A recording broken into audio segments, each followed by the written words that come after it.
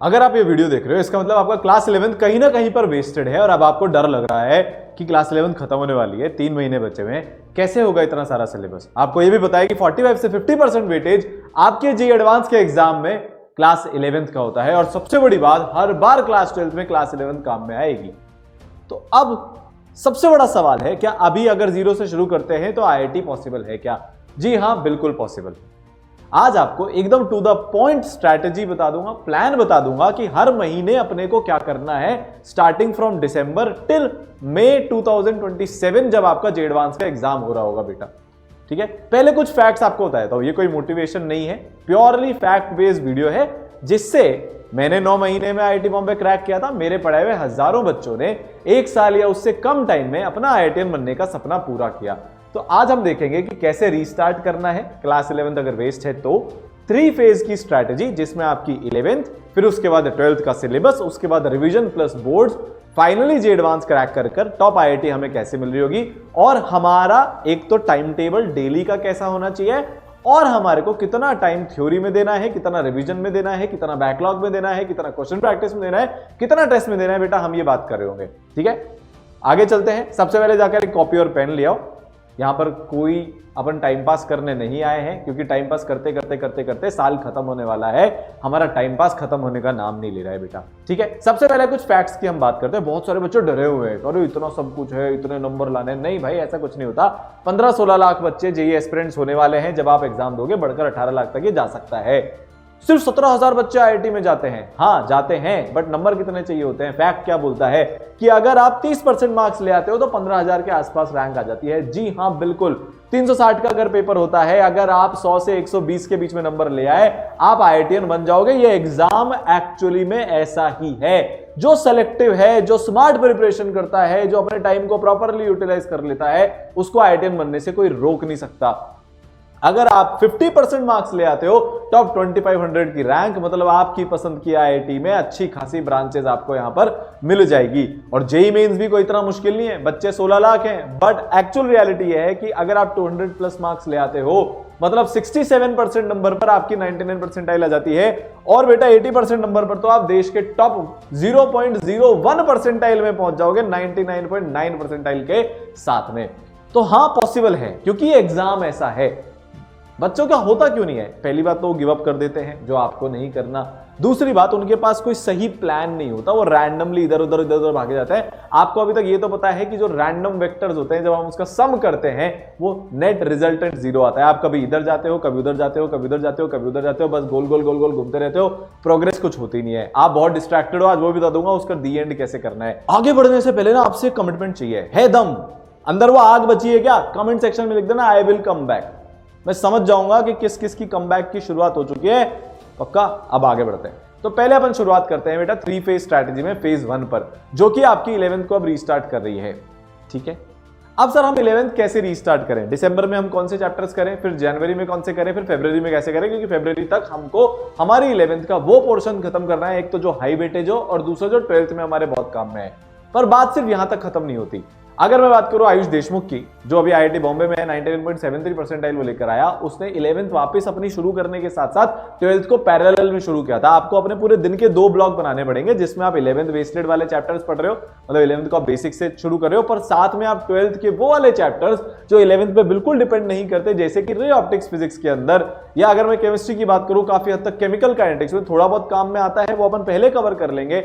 या फिर मैथ्स में सेट रिलेशन फंक्शन की अगर हम बात करें, जिसमें थोड़ी बहुत क्वाड्रेटिक, थोड़ा बहुत कंपाउंड एंगल काम में आता है, वो हम इंडिपेंडेंटली शुरू कर लेंगे। उसके बहुत सारे एडवांटेज हैं। यही अमन ने किया, यही आर्या ने किया, यही पंकज ने किया। ये सारे वो बच्चे हैं जो या तो आईआईटी बॉम्बे में, आईआईटी खड़गपुर में, आईआईटी दिल्ली में बैठे हुए हैं 100% 11th वेस्ट करने के बाद में बेटा। तो सर कैसे कर रहे होंगे? देखो 3 मंथ है। सबसे पहले महीने में हम बिल्ड करने वाले हैं अपना बेस। बेस 2 तरह से बिल्ड होगा, सब्जेक्ट वाइज भी और हैबिट वाइज भी। देखो जो भी लाइफ में सक्सेसफुल लोग हैं ना, वो अपनी हैबिट से जीतते हैं। जो भी लाइफ में सक्सेसफुल लोग हैं, वो अपनी प्लानिंग से जीतते हैं। दोनों चीजें हम यहां पर अपनी बिल्ड कर रहे होंगे। फिर जनवरी में हम थोड़ा सा अपना मोमेंटम बढ़ाएंगे, और फिर फरवरी में हम peak top 1% of JEE aspirants में पहुंच चुके होंगे बेटा। ठीक है, तो ये हमारा महीना है दिसंबर, टॉप 1% रैंकर्स की फाउंडेशन बनाने का, और फरवरी हमारा महीना होगा उनके साथ दौड़ लगाने का, और उसके बाद हमारा वो महीना होगा जहां पर हम टॉप 0.01% में जा रहे होंगे। तो देखो, अगर मैं बात करूं फिजिक्स की, तो बेटा आपके ये जो चैप्टर्स ब्लू में लिखे हुए हैं ये आपको दिसंबर में खत्म करने हैं, जो येलो में लिखे हुए हैं वो आप जनवरी में खत्म कर रहे होंगे, और जो बेटा आपको ग्रीन में लिखे हुए हैं ये आप फरवरी में खत्म कर रहे होंगे। इतनी फिजिक्स आपको क्लास 11th की फरवरी तक अपनी खत्म कर लेनी है। जेई के पॉइंट ऑफ व्यू से मैं यहां पर बात कर रहा हूं। यहां तक आपको बात समझ आई? अगर आपने इतनी फिजिक्स अच्छे लेवल पर कर ली, सर अच्छे लेवल का मतलब क्या होता है, हमको एक दिन में कितने सवाल करने होते हैं, ये सारी चीजें बेटा आपको बता रहा हूंगा कि आपको क्या करना है, कैसे करना है। पहले आप चैप्टर ध्यान से यहां पर देख लो, ठीक है। फिर अगर हम बात करें केमिस्ट्री की, तो बेटा ये सारे चैप्टर्स हैं, इसको हमने बांट लिया है फिजिकल में, इनऑर्गेनिक में, ऑर्गेनिक में। तो फिजिकल की हम बात करें बेटा, तो वापस से बोल रहा हूं, ब्लू वाले जो चैप्टर्स हैं बहुत ध्यान से देखना, वो आप दिसंबर में कर रहे होंगे। येलो वाले जो चैप्टर्स हैं बेटा ये आप जनवरी में कर रहे होंगे, और बेटा जो ग्रीन वाले चैप्टर्स हैं ये आप फरवरी में कर रहे होंगे केमिस्ट्री के अंदर में।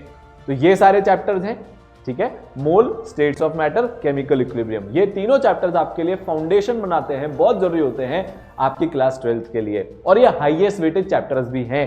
Periodic table, chemical bonding, inorganic ही है ये पूरी ऑलमोस्ट समझने वाली। इसके अलावा तो ब्लॉक्स होते हैं वो मेमोराइजेशन बेस्ड होते हैं। और फिर फाइनली बेटा आईयूपीएसी, जीओसी, आइसोमेरिज्म, ये आपका मेजॉरिटी पोर्शन है ऑर्गेनिक केमिस्ट्री का। अगर आपका ये अच्छा नहीं है तो आप 12th की ऑर्गेनिक केमिस्ट्री में ओ भी सॉल्व नहीं कर सकते पूरी ऑर्गेनिक का।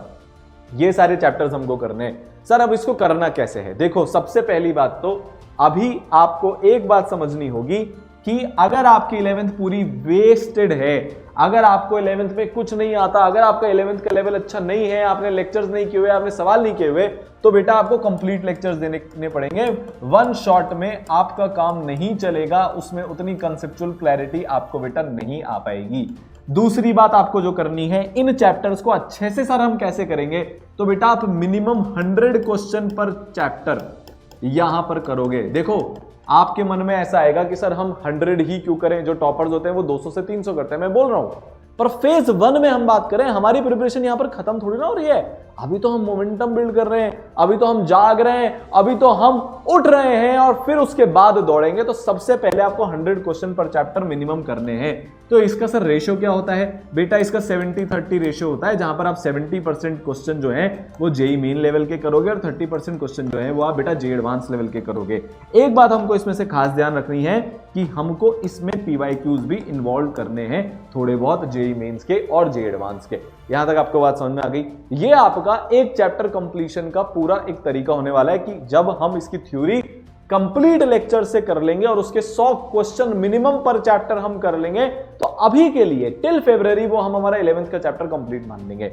फिर इसके बाद जब हमारे पास टाइम है अगले साल का पूरा, उसमें हम चैप्टर्स को, जो हमारे चैप्टर हैं, इनको रिवीजन फॉर्मेट में रिविजिट करके इनके और 30 क्वेश्चन एक बार में, फिर और 40 क्वेश्चन एक बार में करते करते करते जेईई मेन 1 के पहले हम इसके मिनिमम 200 क्वेश्चन पर चैप्टर बेटा अच्छे से, आराम से, तसल्ली से, ग्रैंड लेवल पर खत्म कर चुके होंगे। यहां तक आपको बात समझ में आ गई?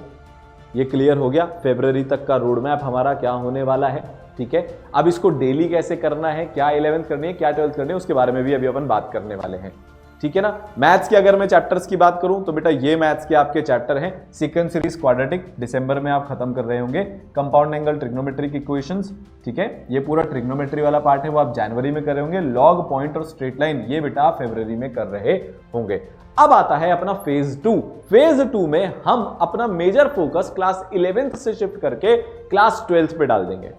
अभी से लेकर फरवरी तक क्लास 11th हमारा 70% टाइम में जा रहा है, और 30% टाइम हम क्लास 12th के इंडिपेंडेंट चैप्टर्स को खत्म कर रहे हैं। फिर ये एकदम फ्लिप हो जाएगा, 70% हम क्लास 12th करेंगे, कब से कब तक, मार्च से लेकर नवंबर तक बेटा, और 30% हम 11th कर रहे होंगे।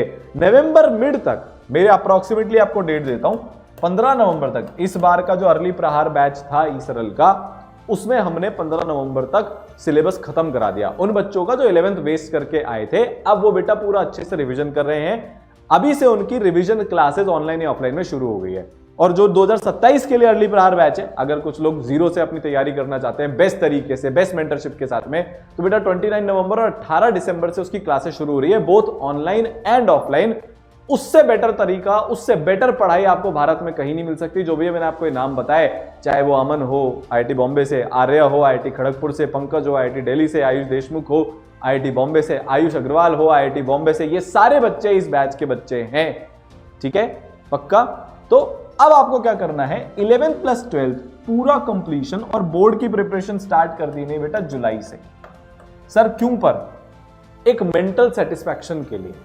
आपका सिलेबस बहुत अच्छा चल रहा है, आप जेई की तैयारी कर रहे हो, ऑब्वियस सी बात है आप बोर्ड में कहीं अटकोगे नहीं। अटकोगे कहां पर? लिखने में, राइटिंग स्टाइल में। अटकोगे कहां पर? इंग्लिश में।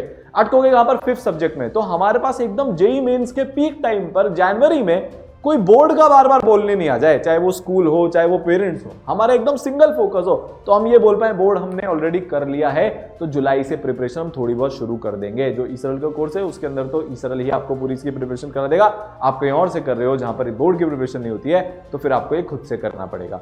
ठीक है, पक्का।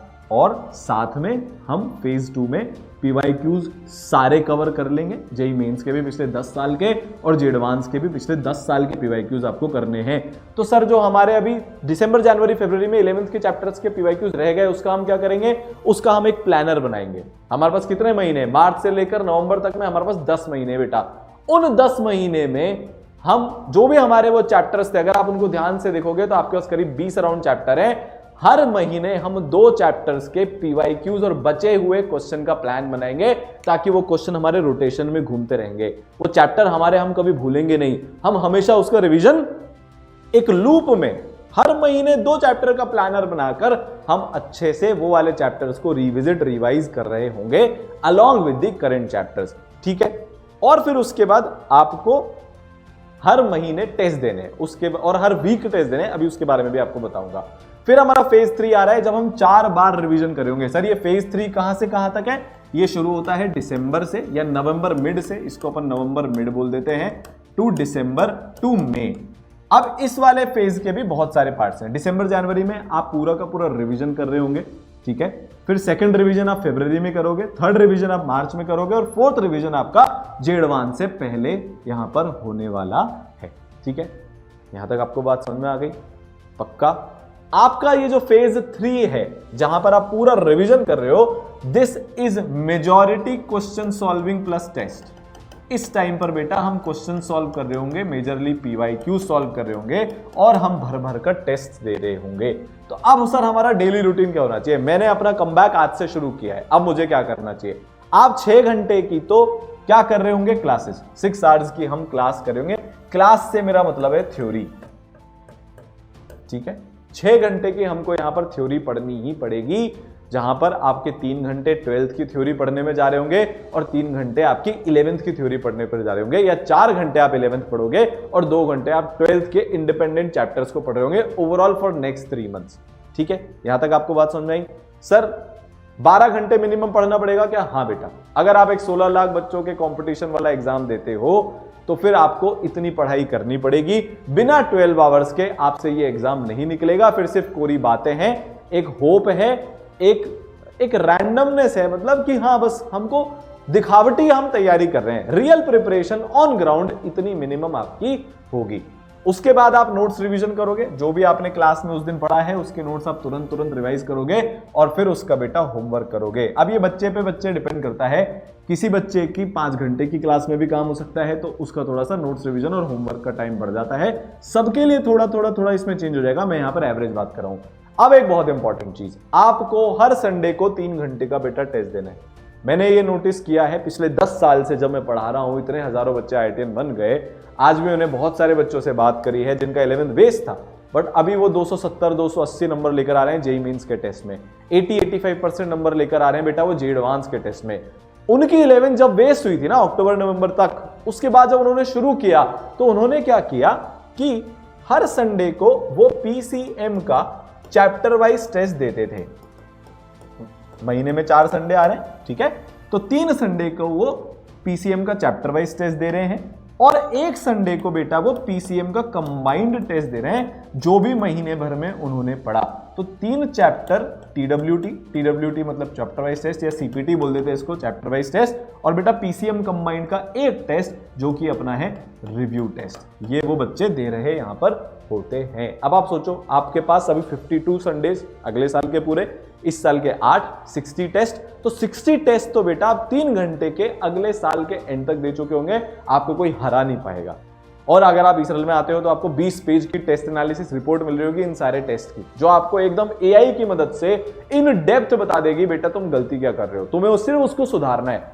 एकदम तुम्हारे सामने रहेगा, ये 3 टॉप गलतियां, इसको सुधार लो, तुम्हारे 100-150 नंबर बढ़ जाएंगे। अभी टेस्ट में नंबर नहीं आ रहे ना तुम्हारे, वो नंबर धीरे धीरे यहां पर बेटा इंक्रीज होना शुरू हो जाएंगे। तो सर एक आइडियल रूटीन क्या होना चाहिए? आइडियल रूटीन ये होना चाहिए कि आप 5:30 बजे उठ जाओ, सुबह सबसे पहले उठकर ब्रश करके सीधा का सीधा पढ़ने बैठ जाओ।